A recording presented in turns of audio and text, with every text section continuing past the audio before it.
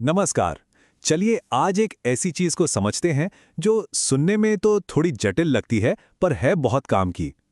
हम एक मुश्किल से लगने वाले क्वालिटी स्टैंडर्ड को लेंगे और उसे इनोवेशन यानी नए आइडियाज के लिए एक आसान सी टूल में बदल देंगे। तो चलिए एक सवाल से शुरुआत करते हैं। एक ऐसा सवाल जो अक्सर मन में आता है, खासकर जब कोई नई कंपनी ज्वाइन करता है। ये जो सिस्टम होता है, जिसे क्वालिटी मैनेजमेंट सिस्टम या क्यूएमएस कहते हैं, ये असल में हमारी मदद के लिए है या फिर बस काम बढ़ाने का एक तरीका है? अक्सर होता यह है ना कि जिन सिस्टम्स को बेहतरीन क्वालिटी के लिए बनाया जाता है वही उल्टा काम करते हुए महसूस होने लगते हैं। ऐसा लगता है जैसे वो मदद नहीं बल्कि मुश्किलें पैदा कर रहे हैं। और इसी एहसास को ये लाइन बिल्कुल सही तरह से बताती है। सोचिए, एक सिस्टम जिसे स्पीड और पावर देनी थी वही अब एक मरा हुआ बोझ सा लगने लगा है। तो देखिए, वादा क्या होता है और असल में मिलता क्या है। वादा होता है लगातार सुधार का, पर हकीकत में मिलती है ऑडिट की थकान। सोचा था सब कुछ साफ साफ होगा, पर यहां तो बस अंदाजे का खेल चल रहा है। और डेटा पर आधारित फैसले नहीं, सिर्फ ढेर सारी कागजी कार्रवाई और रुकावटें।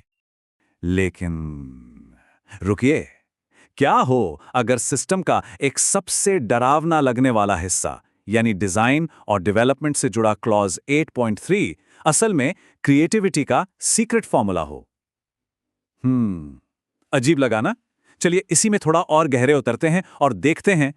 बिल्कुल आसान शब्दों में, ये क्लॉज 8.3 नई चीजें डिजाइन करने और बनाने का एक रोड मैप है।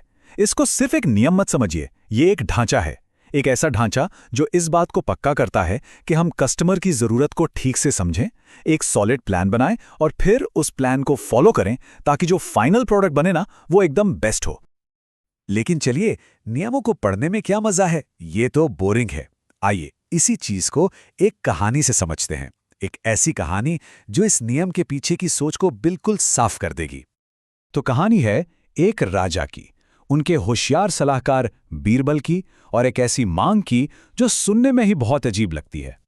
राजा की मांग तो अजीब थी ही, पर उसके साथ जो शर्तें थी ना, उन्होंने तो इस काम को लगभग नामुमकिन बना दिया। तो सबसे जरूरी बात यह थी कि अंदर की बुद्धि तक पहुंचने के लिए मटके को यानी कंटेनर को तोड़ा नहीं जा सकता था। और यही शर्तें ही हमारे डिजाइन की असली चुनौती हैं। अब सोचिए, बिना मटका तोड़े उसके अंदर से कुछ कैसे निकाला जा सकता है? ये तो एक ऐसी पहेली लग रही है जिसका कोई जवाब ही नहीं हो, है ना? लेकिन यहीं पर बीरबल ने अपने कमाल के आइडिया से पूरा नजरिया ही बदल दिया। उनका समाधान, बुद्धि को बाहर मत निकालो, उसे मटके के अंदर ही उगाओ। उन्होंने क्या किया, मटके की पतली सी गर्दन के अंदर एक छोटा सा तरबूज रखा और उसे अंदर ही बढ़ने दिया। धीरे धीरे वो तरबूज बड़ा होता गया और उसने पूरा मटका अंदर से भर दिया। बहुत खूब। लेकिन अब सवाल ये है कि इस पुरानी कहानी का हमारे आज के डिजाइन और डेवलपमेंट के काम से क्या लेना देना है। चलिए इस कनेक्शन को देखते हैं। तो देखिए, यहां पर जो ना टूटने वाला मटका है वो है हमारा सिस्टम, जैसे कि ISO 9001 के नियम या प्रोजेक्ट का बजट और टाइम। ये हमारी सीमाएं हैं। राजा की जो मांग थी वो है कस्टमर की जरूरत, जिसे हम टेक्निकल भाषा में डिजाइन इनपुट्स कहते हैं। और तरबूज, वही तो है हमारा क्रिएटिव सॉल्यूशन, हमारा डिजाइन आउटपुट। तो इस सब से हमें क्या सीखने को मिला? यही कि ये जो बंदिशें हैं जैसे क्लॉज 8.3 के नियम, ये हमारी क्रिएटिविटी को रोकने के लिए नहीं है, बिल्कुल नहीं। ये तो उस मटके की तरह हैं जो हमारे सॉल्यूशन को एक आकार देती हैं, एक ढांचा देती हैं जिसके अंदर हमारा आइडिया पनप सकता है। तो चलिए अब आगे बढ़ते हैं और देखते हैं कि सोच का ये छोटा सा बदलाव कैसे एक सिस्टम को बोझ से सफलता के एक पावरफुल टूल में बदल सकता है। तो एक तरफ है सिस्टम को बेकार घोड़ा समझने वाला नजरिया और दूसरी तरफ है उसे बुद्धि का मटका समझने वाला। जब हम उसे बोझ समझते हैं तो हमारा फोकस बस नियम पालन पर रहता है, लेकिन जब हम उसे एक मटके, एक ढांचे की तरह देखते हैं तो हमारा फोकस परफॉर्मेंस पर आ जाता है।